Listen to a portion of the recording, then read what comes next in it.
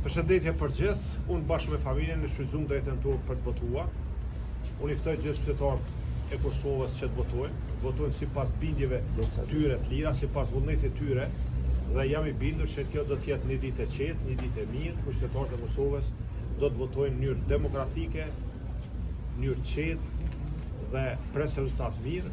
Uroj që gjithçka të shkojë mirë dhe pres që gjithçka të shkojë mirë. Që shka shku procesi dhe i sot që të javë të marrë parasysh që gjithë të kanë lokale kemi pasur disa partnerësi. Deri tash nuk kam ndonjë informacion që ka ndonjë problem dhe uroj që mos të ketë.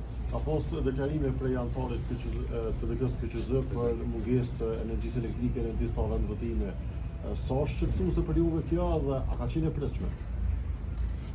Nuk është mirë me ndodh, mund të jetë shqetësuese, por nuk po du me paragjykue, po du me qenë pozitiv, edhe me qenë një ditë e mirë edhe më përmbyll gjithçka mirë. A presni me pas përmend të institucioneve me njëherë mas zgjedhjeve, zoti Hanza, se një vetë ka shku veç dam?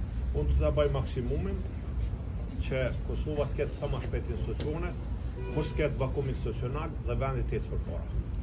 Vendimin e procesit zgjedhor të vazhdojë në Mitrovica apo në Prishtinë? Tash për tash jam Mitrovic, ma vonë varësisht që shka nevojë do të lëvizej.